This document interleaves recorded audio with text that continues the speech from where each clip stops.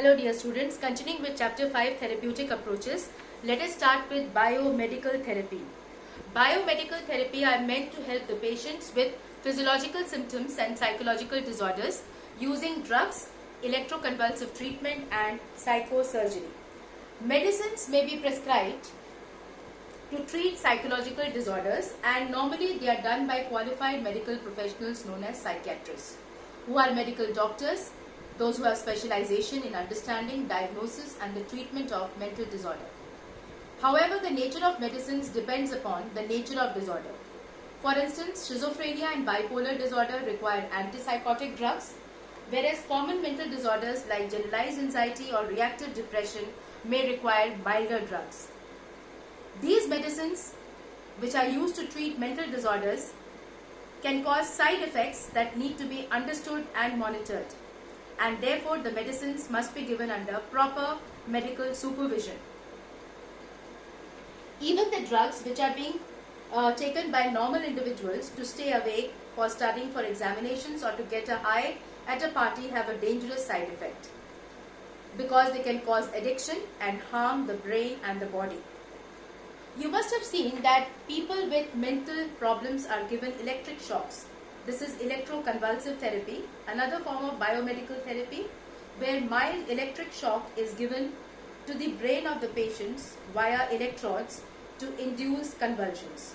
This shock is given by the psychiatrist only when it is necessary for the improvement of the condition of the patient. Let us understand the factors contributing to healing in psychotherapy. There are several factors which contribute to the healing process. Number one is the technique adopted by the therapist and the implementation of the same with the patient or the client. For instance, if the behavioral system and the cognitive behavioral therapy school are adopted to heal an anxious client, the relaxation procedures and the cognitive restructuring can help in the healing process. Second is the therapeutic alliance, which is formed between the therapist and the client, which has healing properties because of genuineness, warmth, acceptance and empathy provided by the therapist. The patient or the client being interviewed unburdens his emotional problem. This process of unburdening, that is called catharsis, definitely has healing properties. There are several non-specific factors also associated with psychotherapy, which are the client variables and the therapist variables. The motivation to change for the better, the expectation of the improvement due to the treatment are the patient variables, whereas the non-specific factors for the therapist include his positive nature, then absence of unresolved emotional conflict and presence of good mental health. Now we will emphasize on the ethics in psychotherapy. Well, psychotherapy, where there is which involves a voluntary treatment procedure and relationship is formed between the therapist and the client, must follow certain ethical standards. The first and the foremost being confidentiality and privacy of the information, informed consent, reducing personal distress and suffering should be the goal of all the attempts of the therapist. Integrity of the practitioner-client relationship is very important. Respect for human right and dignity, which should not be violated under any circumstances, and professional competence and skill, which is highly essential on the part of the psychotherapist. Alternative therapies. Alternative therapies are so called because they are alternative treatment possibilities to the conventional drug treatment or psychotherapy. Interestingly, these therapies such as yoga and meditation, which have originated in our country, have definitely found effective implementation even in the Western world. So alternative therapies, as you can see from the slide, include yoga, meditation, acupuncture and herbal remedies. Yoga is an ancient Indian technique detailed in the Ashtanga Yoga of Patanjali's Yoga Sutras. The term yoga stands for union. It is a philosophical science seeking unity of an individual soul with absolute reality. It is gaining importance across the world because it is seen as holistically as a means of integration of the mind with the body. Asanas and pranayams are the most commonly studied form of yoga. Asanas involve body posture component and pranayam involve the breathing practices. Meditation refers to the practice of focusing attention on breath or on an object through a mantra. So here in the slide you can see the various types of yoga asanas and meditation practice. Now we come to Vipassana meditation, which is called mindfulness meditation, where there is no fixed object or thought to hold the attention.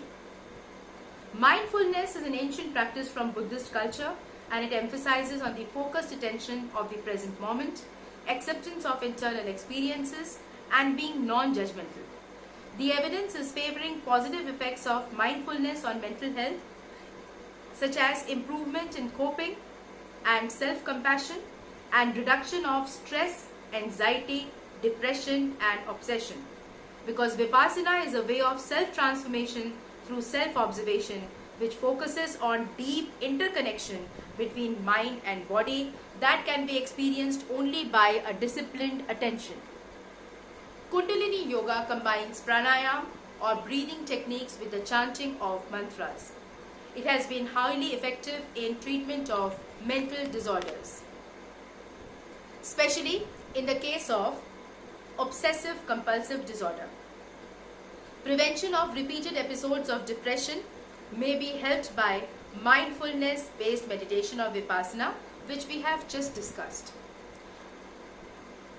Now we will take up Sudarshan Kriya Yoga. Sudarshan Kriya Yoga is found to be a beneficial, low risk and low cost technique to the treatment of stress, anxiety, PTSD, stress related medical illnesses, substance abuse and rehabilitation of criminal offenders.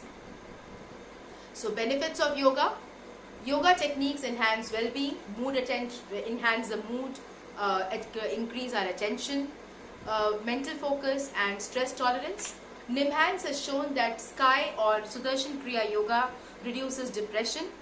Further, alcoholic patients who practice Sky have reduced depression and stress levels. Insomnia can be treated with yoga. Yoga reduces the time to go to sleep and improves the quality of sleep. Proper training by a skilled teacher and a 30-minute practice every day will maximize the benefits. Rehabilitation of the mentally ill. Well, after this treatment, it is highly essential that we focus on rehabilitation of mentally ill. And this treatment of psychological disorders has two components: reduction of symptoms and improving quality of life. In the case of milder disorders, like that of generalized anxiety, depression and phobia, the reduction of symptoms is associated with improvement in quality of life. But in the case of severe disorders like schizophrenia, reduction of symptoms cannot be associated or may not be associated with the improvement on quality of life. Why is rehabilitation essential, children? Rehabilitation is essential to make the patient self-sufficient so that he can go back to the same setting in a normal mind frame. The aim of rehabilitation is to empower the patient to become a productive member of the society. As you can see from the slide, rehabilitation patients are given occupational therapy. Occupational therapy, they are taught skills like candle making, paper bag making and weaving so that they can form a work discipline. Next, we have social skills training where they are taught interpersonal skills through role play, imitation and instruction. The objective is to enhance their self-esteem and also to function in a social group. Cognitive retraining improves the basic cognitive functions of attention, memory and executive functions. After the patient improves sufficiently, vocational training is also given to help them to gain the skills necessary to take a productive employment. So rehabilitation is highly essential to improve their quality of life once their active symptoms are reduced. With this, we come to the end of chapter 5, therapeutic approaches. Hope this particular chapter has been able to help you to understand as well as classify the various types of psychotherapies. And all therapeutic approaches are corrective, helping in nature. They help the patient improve his interpersonal relationship, and also some of them are directive in nature, while others may be non-directive in nature. So all these approaches will help the patient overcome his distressful condition.